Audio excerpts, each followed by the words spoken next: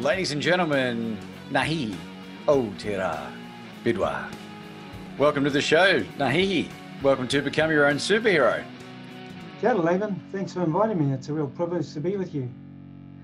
How do we go with the pronunciation of your name? Yeah, pretty good. So Ngahihi Aotearoa, which means the rays of the sun, and that's Māori, and Bidois is French, and I'm told that means handsome, highly intelligent, and humble. Yeah. I always forget that last one. I love that. I love that. So, Ngahi, can you tell us a little bit about who you are for our audience that won't know you? Okay, so New Zealand Māori, I've chosen my background. I'm from Rotorua, which is the central North Island of New Zealand, and this is where I grew up. Went to Massey University, which is in another city, ended up being away from home for 20 years before coming back. And I've been a professional speaker for the last 12 years or so. Prior to that, I've been in business, in the corporate sector with my business degree, then changed to education. So I became a secondary school teacher, then went into tertiary and education before starting my own businesses. And one of those was to become a professional speaker. I've got two kids. So my son, Eruera, is a doctor, and my daughter, Tumanako, is in med school. Married for 35 years to a beautiful woman. Her name's Carolyn. Yeah, love my life. Wow. You hardly look old enough to be having children that are doctors in medical school. You look great. Well done. Well done. Well done. And these the teaching, the masters, the what do you got? Your business, the masters, and the what's the other one you got? Yeah, certificate and so that they're your official qualifications, but there's one more that's a bit more important. Can you tell us about that? Yeah, one? it's a part of my intro actually. So the intro will go, his qualifications are business studies degree, a master's in education with honours, certificate in company directorship, but his favourite qualification is his self-proclaimed MBA, which stands for Māori boy from Oahu. And so, yeah, I'm just a Māori boy, you know, and really pleased and humbled actually to make the most of the opportunities that came my way, and to be in a position now where I'm helping people as often as I can and as many people as I can. Yeah. Well, you're affectionately known as the face of New Zealand. And I'm curious to know, A, how that came about, and B, what does that mean to you, Nay? Okay, so my brand is Ancient Wisdom Modern Solutions, and that came from a speaker in Australia who said, look, you need something for your presentations. And so I speak about the Māori culture, obviously ancient wisdom, as modern solutions for people today in their leadership. I speak mainly about leadership. And I was in America, actually. I'd been invited to speak in Google in New York, and we stayed with a couple, and she just happened to be a brand specialist. And she sat me down one night and said, hey, Nahi, I think we need to work on your brand. You know, I know you've got Ancient Wisdom Modern Solutions, but you need a stronger brand for what you're doing as a speaker. And we worked through different things, and then it was her actually that came up with the face of New Zealand. And I said to her, can I do that? You know, I mean, it's like Air New Zealand, Tourism New Zealand, the face of New Zealand, it's right up. And she said, you know, you can do anything. And it's just a matter of your brand is about who you are. And when I thought about it, because I'd been doing, like we did 3 world trips as a whānau in 5 years, and all of that was through speaking and speaking to different organizations around the world. And she said, Nahi, you are the face of New Zealand to the world. And so it just tied in nicely with Ancient Wisdom Modern Solutions, my indigenous Māori background from New Zealand. And yeah, it's very humbling to have a brand like that. And I've had to step into that and just pick up the confidence of carrying that. You know, there's responsibilities that go with it. And just, yeah, one day at a time, really, eh, Laban? Well, Matt, I couldn't have said it better myself. And it's, you know, and we'll go into this in a second, but the elephant in the room, like whenever you come into a room, is this amazing facial tattoo that you've got that would probably intimidate people that don't know what it means and what it is. But it also would intrigue and, you know, like all kinds of emotions I can imagine. So when did you get it? And can you tell us a bit more about it?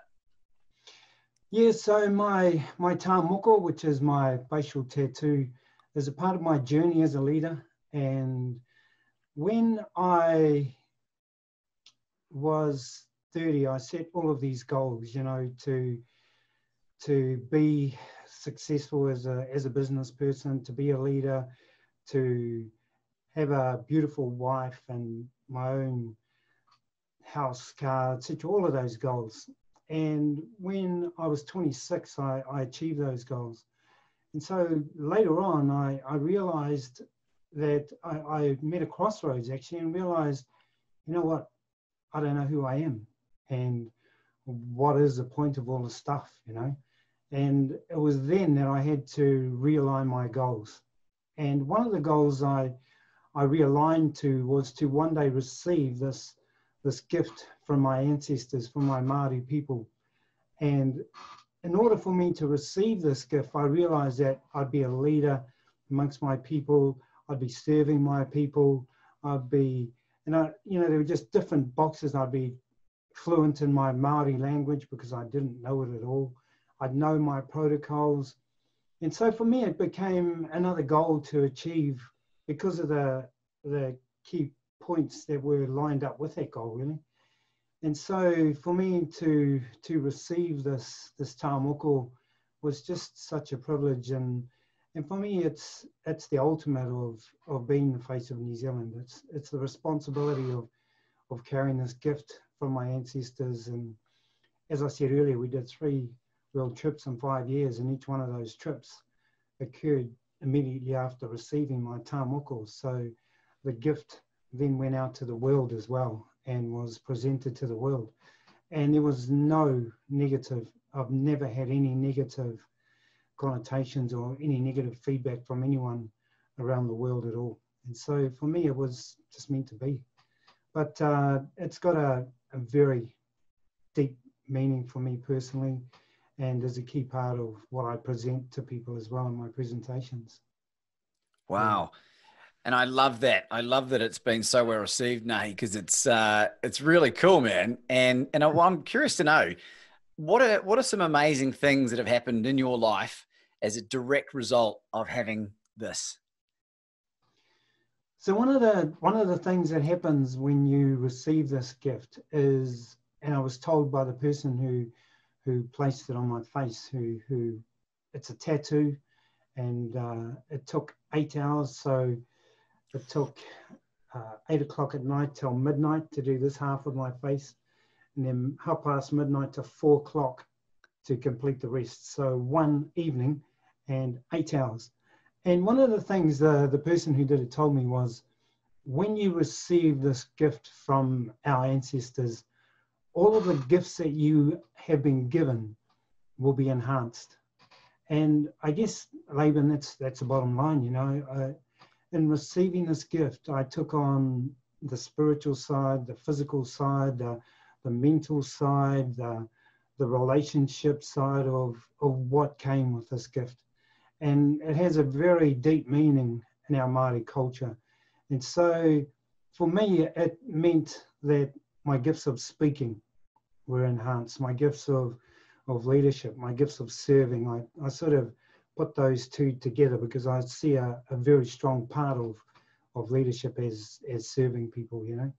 And the gifts of being someone who looks after my family and wants to be an awesome husband and an even better father, all of those things were enhanced 100 times when I received this gift. And if you're not ready for it, man, it can blow you out of the water, you know. But it took 5 years, many years actually, for me from when I first thought of this as a goal to receiving it. And so during that time, I was prepared for it, you know. I guess one of the key things is who has permission in our lives to say no? So who do you go to and get permission from for things? And if they say no, then you won't do it. And for me, there were 5 people when it came to this, because this is huge, right? So the first one was my wife. And my wife said, no, it's a matter of when, not if. I totally support you receiving, because she understood the depth of this gift and everything that goes with it. What a woman. My 2 children who were quite young, but they understood as well, because they were going to schools that only speak Māori, and they knew everything about the Māori culture, etc. And they said, yeah, Papa, that'll be really cool. My father and every son, right? My mother had passed at this time, but every son wants to hear these words from their father. He said, boy, I'll support you in any decision you make.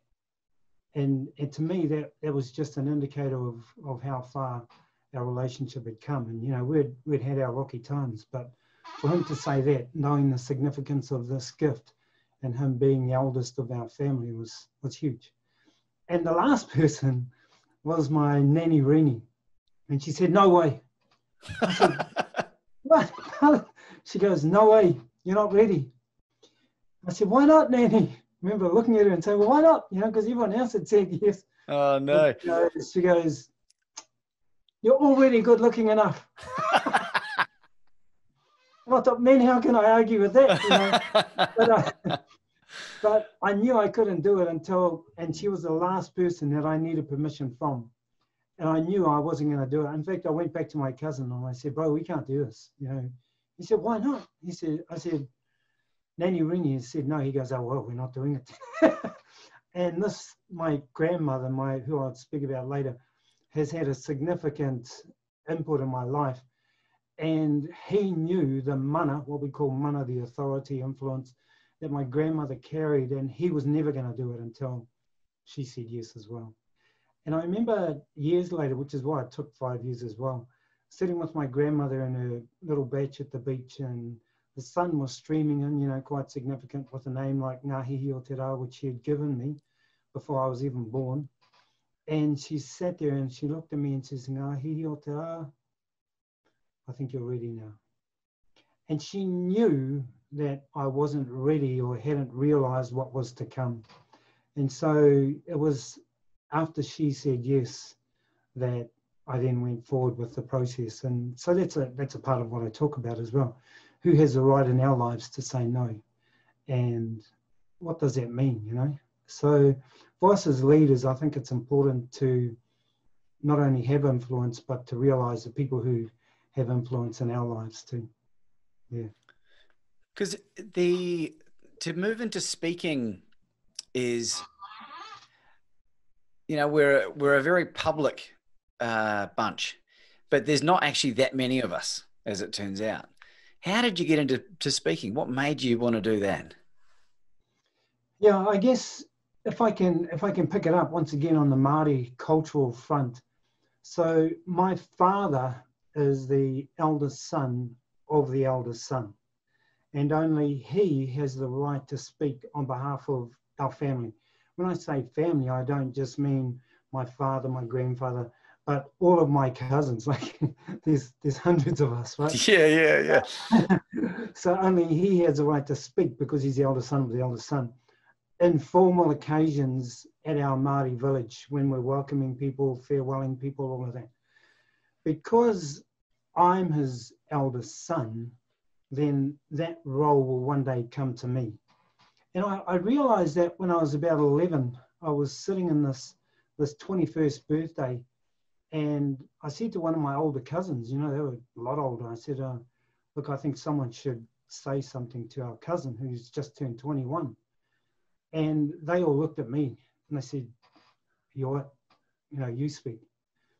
And for me to stand up there in front of all of my cousins and everyone in that room and just say congratulations to my cousin who had turned 21, I think something happened that day, you know, which made me realize the importance of speaking, but also the responsibility, the influence, the ability to make someone's day or not, and all of that stuff. But for me, I I realized that it was more than just me, that it was something that had come down through the generations. And to be honest, my father is still alive, and I just hope that he stays alive for many, many years. I'm not in a hurry to speak in that formal occasions in that setting. However, doors have opened, which my father has blessed, for me to speak in other places, and that led obviously to becoming a professional speaker. So all my life from then, wherever I was, people would ask me to speak. Wherever I was leading, people would ask me, even if I wasn't leading, people would say, Ngahihi, do you mind saying a few words? So I guess people saw something that I didn't, you know. And even becoming a professional speaker, we'd started a business as a consultant on leadership. And this lady came and she said, Ngahihi, do you mind if I come and speak to you and your wife? And her name was Deborah Bell. And she came to our home and she said, Ngahihi, I see you on platforms in the world, around the world, speaking all over the world and influencing and helping people all over the world. I see you in different indigenous peoples with different nations. And I'm sitting here thinking, whoa, what is this, you know? And then she said a few things and I just started crying, and I realized, man, this is not big. This is bigger than me. This is not a job, it's a calling. And she said, I'd like to take you to an organization. I live in Rotorua, which is the central of North Island. There's a background. I've chosen this background, Laban. The hot springs. Thermal activity, yeah. Woo, and, smells like sulfur. Yeah, we're 2.5 hours away from Auckland, where the New Zealand Speakers Association meets. And she said, I'd like to take you to Auckland to the New Zealand Speakers Association and introduce you to people. And I believe they will teach you to become a professional speaker, and you're going to speak around the world. And so that was the first step, you know. And if there are people out there who are looking at becoming professional speakers, when people ask me, what can I do to become a professional speaker? The first thing I say is join your professional speaker organization. And we have them all around the world. They're just awesome organizations. And through that organization, I met, you know, amazing people like Scott Friedman from America and just many others, John Shackleton, Mike Hancock, Tom Mulholland, just incredible people who have helped me on my journey, and hopefully I've been able to help others on their journeys along the way too, you know. Well, I love that, Ngahihi, because we had a guest on the show, Wintley Phipps, about a month ago, who is a Seventh-day Adventist gospel singer. He's a baritone, beautiful singing voice. He's known for singing Amazing Grace. And he was approached by a young African-American woman 30 years ago backstage. And they ended up, she said, do you mind if I speak to you? And incidentally, they ended up going back to his place with him and his wife and having dinner. And that woman was Oprah. And he had a vision from God. And he said to Oprah, this is before, when she was a journalist, he said, I believe that you are going to speak and influence millions. And she went, really? You think I can do that? And then, so she went off, and she actually attributes that meeting to kickstarting her speaking career. And, you know, it's not outside the realms of possibility that's you, Ngahihi, and the impact that you'll have in empowering other people to do this. So isn't that such a great story? I just love that. I love that. And now he's a spiritual guide to Oprah. The only other podcast he's been on recently is the Oprah Winfrey Show. Oh, nice. Yeah. Oh, well done, Laban. Yeah. So, and then he sang Amazing Grace at the end of the show for us, a cappella. It was a spine-chilling, humbling experience, one that I wouldn't have experienced without being involved in this professional speakers community. So, yeah, it's a good one to be involved with. My next question. Sorry, you go. Yeah. So I was just going to say, I guess that would sum up my whole speaking career, really. If we're talking speaking, in fact, you know, my life is Amazing Grace, how sweet the sound. It saved a wretch like me. You know, I too was lost, but now I'm found. I was blind, but now I see. And for me, um, being a person of faith is a very strong part of who I am, and being led, and it's a part of a journey, you know. And so for me, it's an important part of who I am, and my identity, and who I want to be remembered as. So yeah, it's just very significant that for me there's always someone bigger and higher than me who I lean on, and has just walked my journey with me through the really tough times, and there have been really tough times, and through the good times, and through helping every individual along the way, you know. So yeah, no, thanks for that, Laban. I've written down Whitney's name, so I'll look that up later. I'll happily send you the link afterwards. He's an extraordinary individual, and yeah, and I'm glad that it had such an impact on you, because I'm really curious to know, Ngahi, what's the single greatest piece of advice that you've ever been given, and who was it from? So I guess to give some context to why it was important from this person, it goes back to my nanny Rini again, the same one who said no with me receiving my tāmoko. And too damn good looking. yeah. And I'd been through a tough patch in with my relationship with my dad, you know, and I was the eldest son of 4 children, and it got to the stage where I realized I just had to leave home. And I went to my grandmother, and I said to my grandmother, you know, do you mind if I come and live with you, Nanny Rini? And she said, you can come and live with me on one condition, and that is you finish your high school. Because she'd never had anyone finish high school, you know. And so for me, that meant I had to go back and repeat year 12, because I hadn't passed the exams in that year, the year before, and then go on and finish high school, which is, I guess, where my emphasis in education came from. But I lived with my nanny Rini for 2 years. And I don't know if any of our listeners, or even you, have been to prison, but I have, you know. And the prison I went to was one of my mind. It was created by people in my life who had said things like, you know, I remember being young and and looking up at a helicopter and saying to my mates, because they were throwing lollies from this helicopter to us as kids, and I remember saying to my mates, I'm going to fly one of those one day.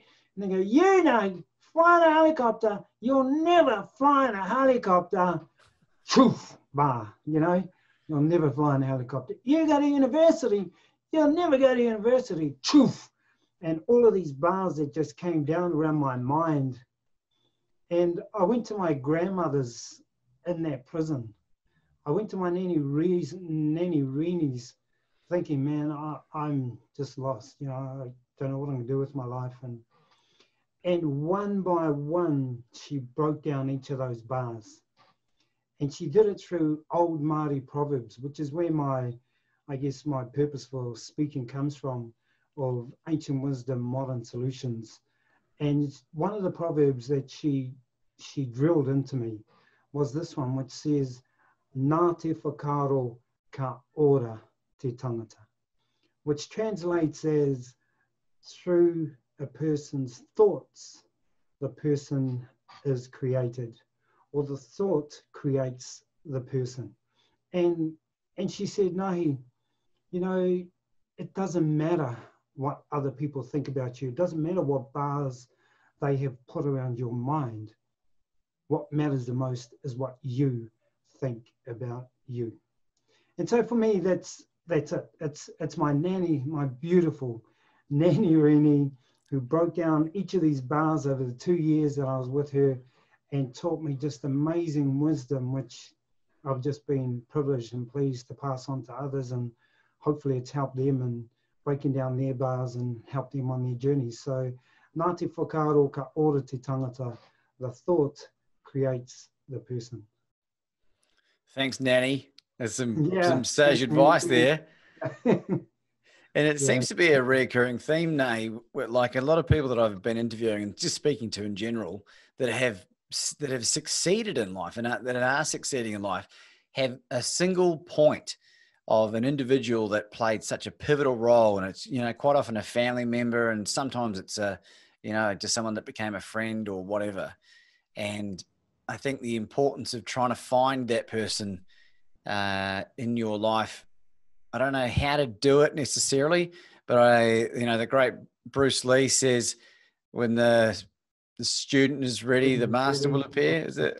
Yeah. I know you're a Bruce Lee fan. You got any other favorite Bruce Lee quotes?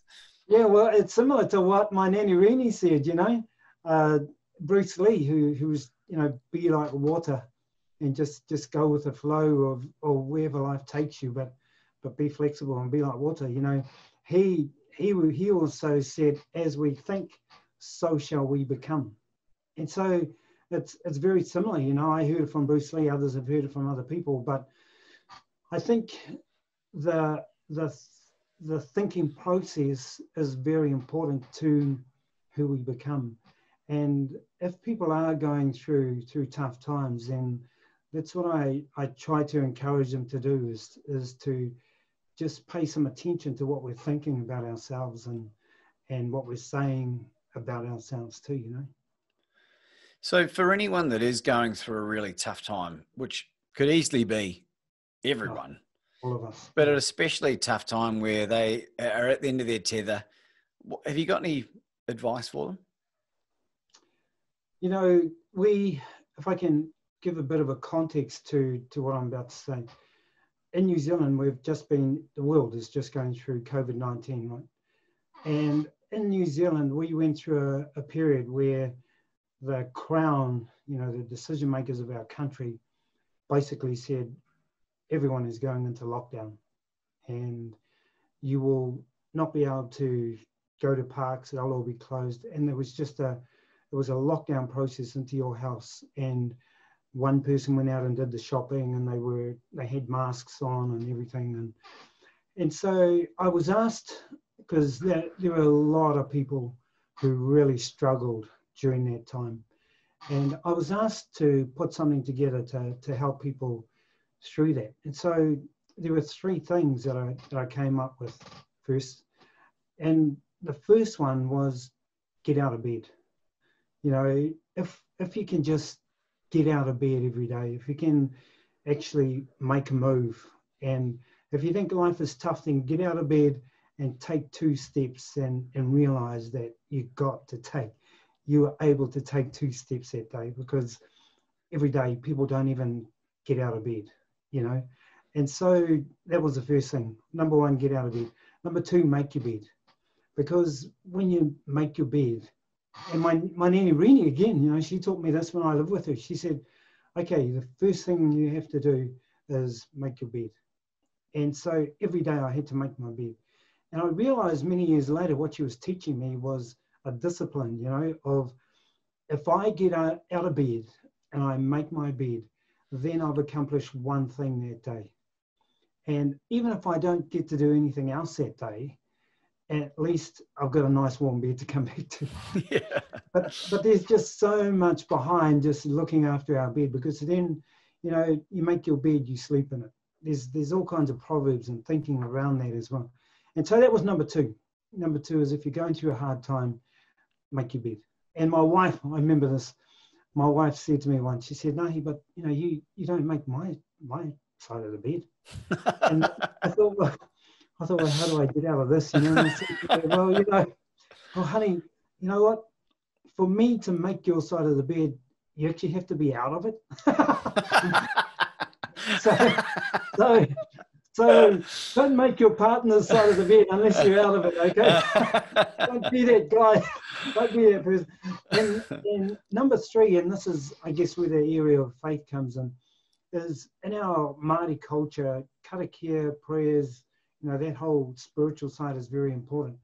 And for me, it was say, and the number three is say a prayer. Say, and whatever that means to you, to associate yourself with something bigger than yourself. something, someone, and to help you realize that there is a spiritual arena that is there to help each one of us. And to somehow, whether it's saying a few words, whether it's just being silent, whatever you need to do to tap into that, to rest in that. And so those are the three things. 1, get out of bed. 2, make your bed. And 3, tap into a source that's bigger than you, which will help you to realize that there are a lot of things happening that are out of your control. And in the end, you just have to say, okay, I'll be like water and just go with the flow. Yeah, so hopefully that will help people, you know. Oh, it's brilliant, Ngahi. And I suppose my next question is something I've thought about a lot, because I used to really identify as an atheist, and I'm not. I don't identify with any particular religion, but I have become very spiritual. And there seems to be a reoccurring theme again with all these very successful, not in all cases, but in a lot of cases, high achieving people that are just thriving and that are fundamentally happy for the most part. They're all aligned to a spirituality, whether it be a particular religious, group or whatever. What do you say to someone that is practicing an atheistic lifestyle in this kind of scenario, in this context? Yeah, I think as speakers, it's important to realize that people don't want to know our faith. We're not like, as a professional speaker, you won't hear me talking about Jesus. You won't hear me talking about my faith. You won't hear me. You know, it gets back to serving again, doesn't it? It gets back to who is my audience and how am I here to serve them? And for me, it's never about me, in a sense, preaching, although, you know, with my tribe and others, I do take services, etc. But I think it's more about who I am and what I do. And as an atheist, if that's who you are and what you do, then as long as you are doing the best to serve the people who are paying you, basically, who are employing you, who are paying you to be a professional in that arena, then, as we say in our Māori culture, kea koe te tikanga, that's up to you. How you do that all is up to you as well.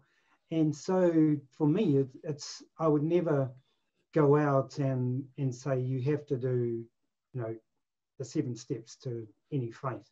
What I do try to say along the way is, whatever faith means to you, I want to try and encourage you into that spiritual side. Because in our Māori culture, if I talk about ancient wisdom, modern solutions, we talk about 4 sides to our being. One is our physical side, you know, how we look after ourselves, what we eat, our exercise, etc., etc. The second one is our family relationships. So we call that taha whānau. The first one is taha tinana, body, taha whānau, which is our whānau, our family and our relationships. Next one is taha hiningaro, which is looking after our mind and having a clear mind. And the fourth dimension, which often gets missed out, I might add, is the taha wairua, which is the spiritual dimension. So for me, I try to, in my presentations, present that in a way through the stories I tell, etc., where people, and many have come up to me afterwards and said, and you know, there's just something bigger than you when you're speaking. And so I try to just be rather than, do you know what I mean? Yeah. I think when it comes to faith, it's more important that you be that faith rather than someone who just talks about that faith. Yeah, I agree. And I think it's just helped me a lot in terms of being able to let things go at times. And yeah, it's a really interesting one, particularly because I was raised in a really strict, born-again Christian family and ended up, you know, backsliding because I sort of had it rammed down my throat, and which is not the way, you know, you can't make anyone do anything. You got to lead by example, right? So it's just an interesting dichotomy for people that are, you know, atheistic in their approach, and that's their right, you know.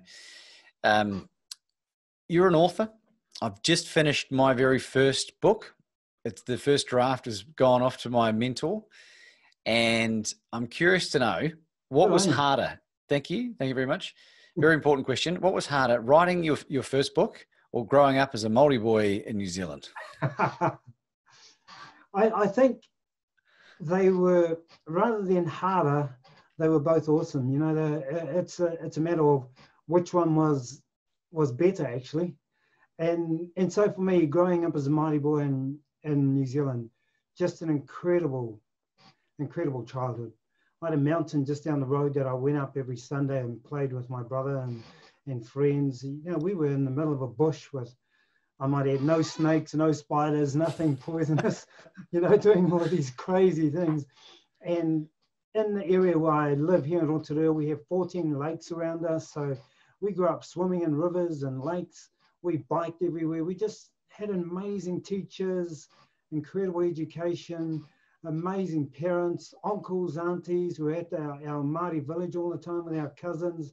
You know, it was just an amazing childhood. So yeah, that was just great. Writing the book, Mike Hancock, who many people will know, was one of my mentors, still is really. And he'd said to me, look, Ngahihi, I want to introduce you to people in America. And sorry, if I can tell you this story, it's quite an inspirational story. Really. Yeah, please. Yeah. Very, very keen. So, Laban, I talk about having mentors. You know, we talked about having people in our lives. And Mike Hancock and John Shackleton and a few others quickly became mine, Lou Heckler. And so Mike said, look, I want to take you to America and introduce you to people I know in America so you can start speaking there. I said, yep, cool. What's in it for you? He goes, well, I want 10% of everything you earn in the first year. And so I went back to my wife and we talked about it. And I came back to Mike and I said, you know, Mike, if I don't give you the 10%, will you still take me to America? And he said, yes. He didn't hesitate. He said, yes, I'll still take you to America. And Mike took me to America. We stayed in a beautiful hotel in Los Angeles. He introduced me to all these amazing people, had my first speaking engagement while we were there, and just a lot of really cool stuff happened. One of the things that happened there was Mike said, Ngahihi, you need to write a book. I said, I got no idea, you know, how do I do this? He said, right. So we went to a Cheesecake Factory Cafe on a marina in Los Angeles. We sat down for a couple of hours and we just talked, and he talked me through each of the chapters. And actually what he did was he did a timeline of my life. And then we picked out key points in my journey. And he said, now let's make each of these a chapter and let's put a leadership message with each of these. And so that process took 2-3 hours to do. And he said, I know you're a goal person, which I'd encourage everyone to be, is to set goals, you know, to have goals to achieve. He said, I know that you are goal oriented. How long will it take you to write this book? I said, 1 year. And so over the next year, I wrote the book and sent drafts to different people, etc. And as it would happen, a guy just came along and I met him and he said, look, I can publish your book, and all kinds of stuff happened. But one of the real keys in amongst that was Mike didn't realize that for me to go to America, we remortgaged my house. And so wow. what I talk about is to have eagles in our lives, but eagles that we are willing to remortgage our house for. You know, people who we are willing to take those tough financial risks for. And so for me, speaking has been that sort of journey, really, where opportunities have come. And one of my favorite proverbs is opportunities of lifetime must be seized in the lifetime of that opportunity. And so book writing, you know, good on you. It's a big step. And the reason I wrote the book was so many people so many people would come up after I'd spoken and say, have you got a book? Have you got a book? No. And they'd say, you need to write a book, you know. And I'm thinking, yeah, write a book, you know. Yeah. Then when that happened with Mike, I thought, well, you know, why not? So, yeah, good on you. Well, it's a big step. Mate, thank you. And, you know, congratulations yourself. And I can't lay all the credit to me for this, because it was off the back of a chance interview with Les Brown, the motivational speaker. And he's the one that gave me the blueprint, because he said the same thing to me. He said, in order to be taken seriously, you need a book for credibility. And then he asked me about who was the most influential person in my life when I was 5, and it was my mum. And he asked me what attributes I got, and we went through them all. And then he just spat back to me for over 10 minutes, this blueprint for this book. And then he said, Laban, I'll write the foreword for the book. So in a moment of insanity, I said to him, awesome. Yeah, well, I said, Les, if you're going to write the foreword for my book, I'll have it to you by June 30. So that was mid-May. So I did mine in 6 weeks. But thanks to COVID. Yeah. Well, yeah, that helps you. Yeah. Well, I would have been in a job. There's no way I would have had the time or the bandwidth to be able to do it. So, you know, even 12 months, like never having written anything before, you know, like what a wonderful achievement. And that's your legacy, Ngahihi. Like that's, you know, and amongst all the other cool stuff you've been doing as well. So I've been encouraging everyone that I know that they should write a book, because I found it very cathartic. And I'm curious to know, what are some of the hidden great things that you discovered when you were writing yours? I learned a lot about myself, and because I was writing about my history, I realized not only the tough times I'd had, but the people who had helped me through those times.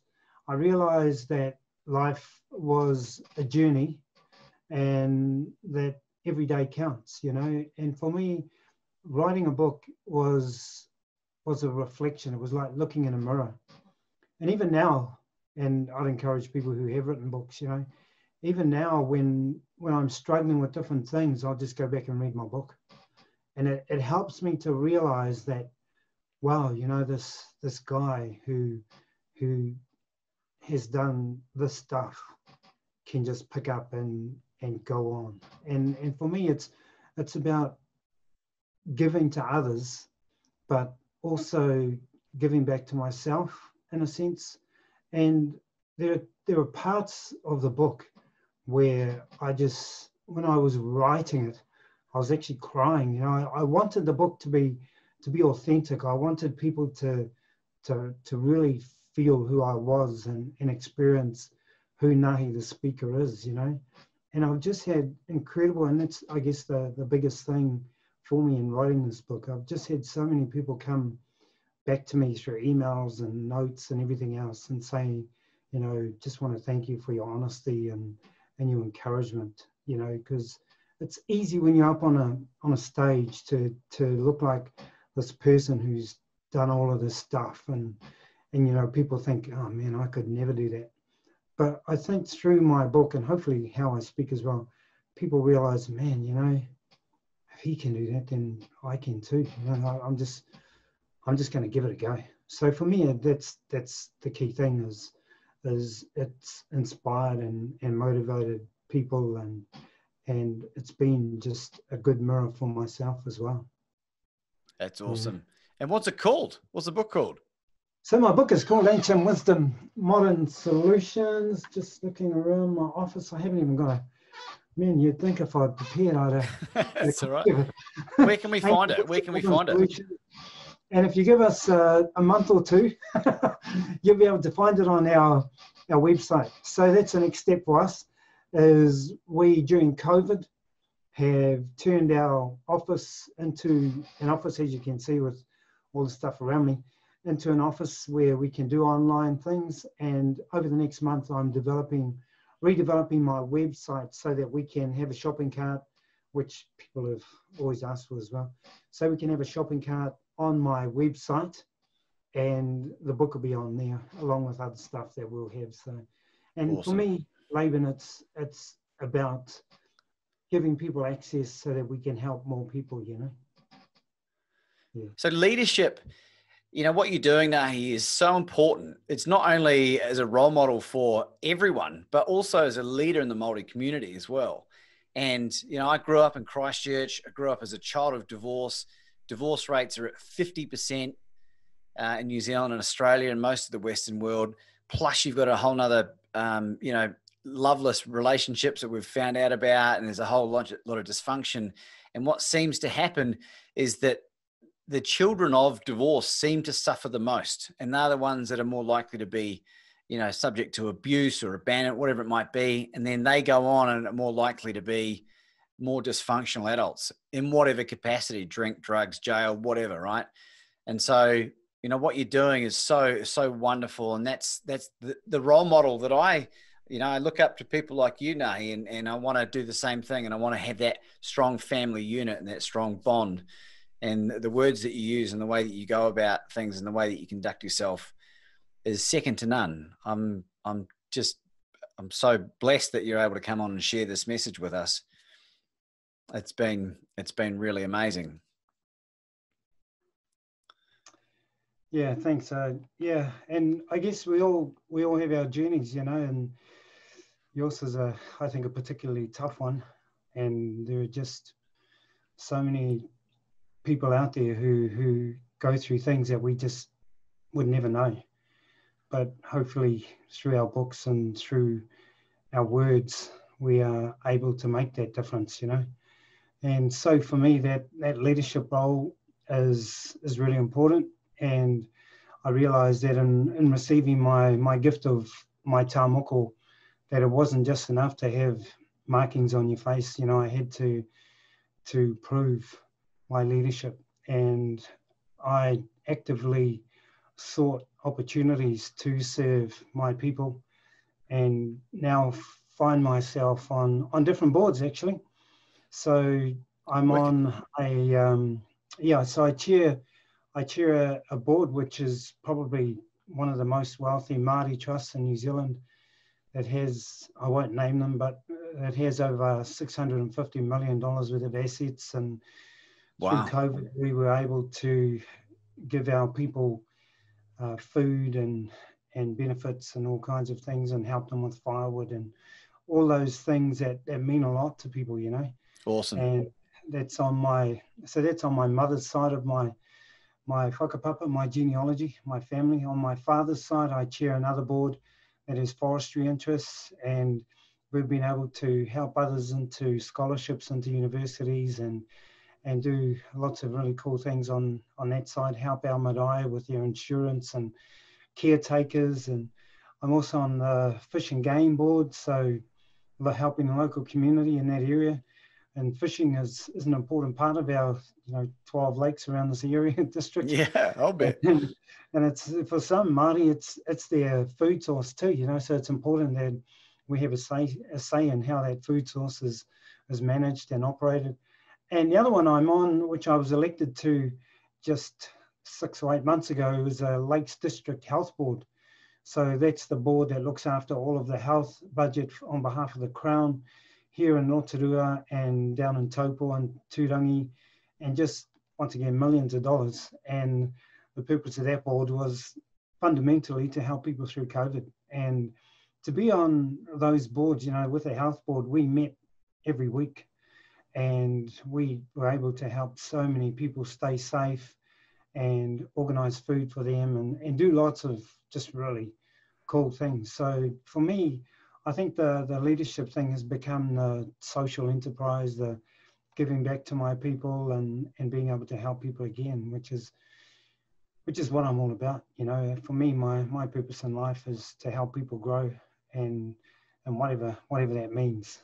And whether it's through the leadership positions I'm given, or whether it's just serving as a caretaker somewhere, or whatever it means, it's just somehow hoping to make a positive difference to people. Yeah. It's awesome, mate. And have you taken on any mentorship roles for any young Māori or any young New Zealanders at all? Yeah, there are opportunities that have come, you know, and I say to people, if there's one thing I'd encourage you to do is to look for mentors, and they say, oh, I don't know how to do that. You know, what do I do? And I said, well, all I did was phone them or emailed them and said, look, do you mind if I phone you once a month or email you once a month and just ask you a few questions? And I've never been turned down, you know, and it's, I think pretty quickly they see why you are doing what you're doing. And I think if they find your motive is not according to their values, then you don't stay mentored for very long. Yeah. But, you know, initially there's so many people who all they want to do is help. And yeah, I've been in the same boat. I've been fortunate to help a few people along their journey. So yeah, important. And I guess the key thing is time, you know, and today with the likes of Zoom, etc., it's just so much easier to develop and facilitate, isn't it? Well, it's been I don't know, I've released 21 shows in 3 months, Wow. which, you know, would have taken a whole lifetime, you know, 20 years ago, and had conversations. We had Tom Ziegler on the show, Zig Ziglar's son. And wow, awesome. Yeah, like, you know, Zig Ziglar is someone who's been so influential in my life, and just, you know, how you resonate better with some speakers more than others. And certainly, and I even joked, I said that if anyone was going to convince me to become a Christian, it'd be Zig Ziglar, because he's such a great role model, you know. And talking to his son and just getting insights and just amazing stuff. And the more that you surround yourself with these people, they lift you up, and then you can lift them up, and, you know, you end up having these reciprocal type arrangements. And if you come from a place of real love and abundance, I think people that, like you say, that identify with that will take you under their wing and soar away, you know, be that eagle. Yep. And it's part of our journey too, isn't it? It's who is put in our path and what we will do with it, you know? Yeah.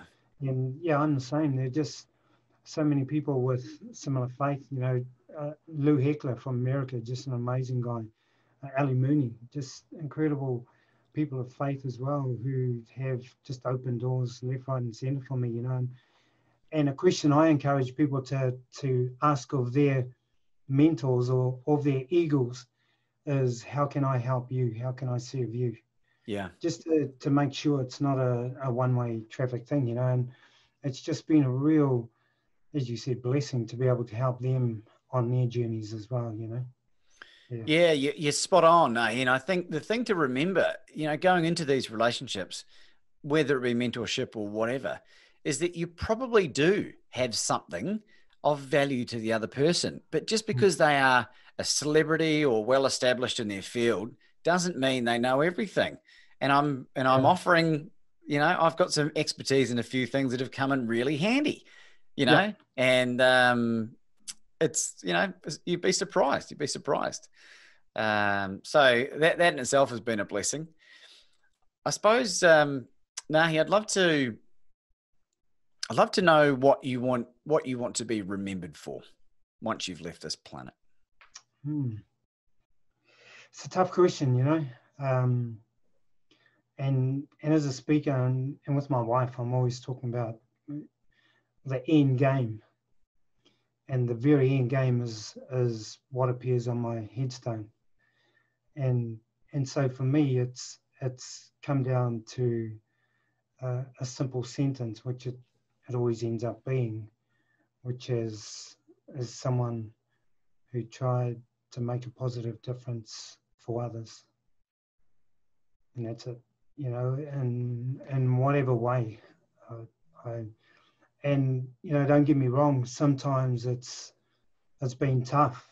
The most positive thing I could do to a few people as a leader along the way was fire them, was say, look, you know, we've had these criteria, we've tried our best to help you through these, but you continue to not fulfill those criteria for the sake of this organization and everyone around you and the people you are leading.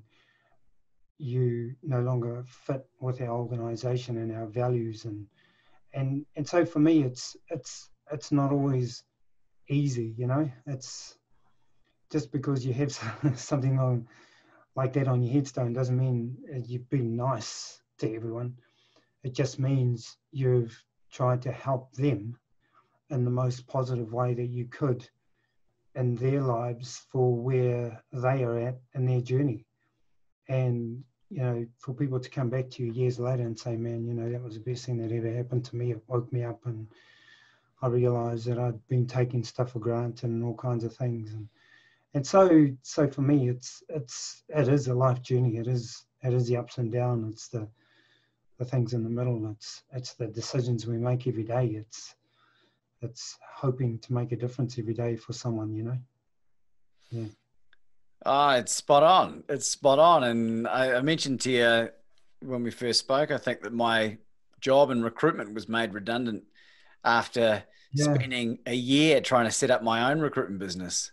And I was doing it for the wrong reasons and it failed. And then I took a job because I needed the money. And then COVID-19 hit and I lost my job. And I was like, this is for a reason. This is for a reason. Yeah. And, you know, the last 3 months have been a real blessing. So I'm like, COVID-19, thank you very much. You know, thank you very much, despite all the bad stuff. Yeah. Ngahihi, what's next for you in the horizon? What's happening in your world? 2021, 2022? Yeah, so, you know, you get to COVID. And for me, it was a time to really sit back and relax and think, what is next for Ngahihi? And within a week, all of my speaking engagements were postponed. Like, I just had such a good year lined up as well, you know, and we were going to be traveling, all kinds of stuff. And fortunately, I'd just been to Canada. I came back 2 weeks before the lockdown. But even being over in Canada and seeing what was happening so seriously with COVID over there, and coming back to New Zealand where, well, you'd understand, Laban, where it was, no, she'll be right. Yep. But then coming back to these trusts that I was leading and saying, look, guys, I know this is going to sound stupid, but we need to take this very seriously. It's about to hit us big time.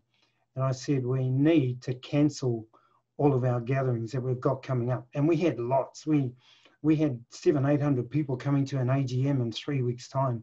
We had camps that were organised with our youth through the year, 200 or 300 youth at each camp. We had conferences that we'd organised, all kinds of stuff. And I called together the CEO and the senior manager. I met with them first and said, look, guys, we need to stop everything. And they sort of looked at me sideways and they said, well, you know, and I had to lay it out and say, this is why, this is what I've seen. And 3 weeks later, we were in lockdown. But that 3 weeks gave our guys time to get organised so that when it came the time to send these grants out to our people, to send out food parcels, all we had to do was push the button. And so for me, it meant the opposite. You know, I realised I'm toast. You know, my speaking is gone. And I fortunately, which was actually a business decision, strategic decision that we made a few years ago, of developing that side of my business, because I was traveling. If I can just quickly share with you, Laban. Yeah, please. I'd done these world trips, you know, and I'd done them with my family. But then my family got too old to pull out of school. You know, my kids were too old to take on 7-week trips and everything around the world. And so I found myself traveling on my own. I said to my wife, I came home and I said, I don't like this, you know, let's sit down as the directors of our company and look at other things that I can do, because this is not working for me. I enjoy speaking, I enjoy giving to people, but I need you guys with me to experience and to fill my tank so that I can keep giving, you know. And so that's when we developed all these other businesses. And one of the key businesses we developed, we looked at my education and leadership experiences and said, look, you should become a professional director on companies and on boards. And so that's why I did that certificate in company directorship and other things. And so for us, that has helped us through COVID. And in the middle of COVID, my wife said, you know, yep, speaking isn't happening. So why don't you just take a year off? Why don't you just say, right, your next engagement, which is scheduled for March next year in Australia, we'll see how that goes. But your next engagement is over in Aussie. Why don't you just take a year off and think about what you want to do and enjoy this time? You know, you write other books, do whatever you want to do, Ngahihi. And so for me, I sat down and over those weeks did a lot of painting of the house and all the thinking things, you know. And so what's next for Ngahihi is I've started a doctorate. I started doing a PhD. Wow. And in what? I'm doing a PhD in governance and leadership, governance, and specifically around Māori leadership. And so for the last 3 weeks, I've been talking with my person who will become my supervisor in that doctorate. And it'll be a 3, 4, maybe 5-year journey.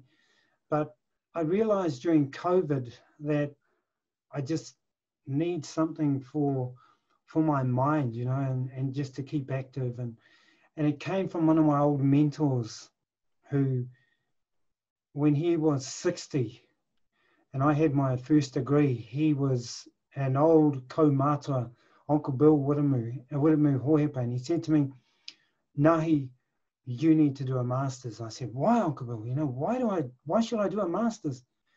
And he goes, I'm nearly 60 and I'm doing a master's now. I'm just starting a master's. And I thought, man, you know, that must be really important.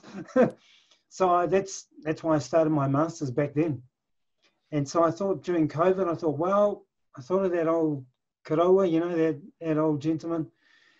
And I thought, well, he was nearly 60 when he started his master's. I'll be 58, 59 this year, nearly 60. I can start a doctorate.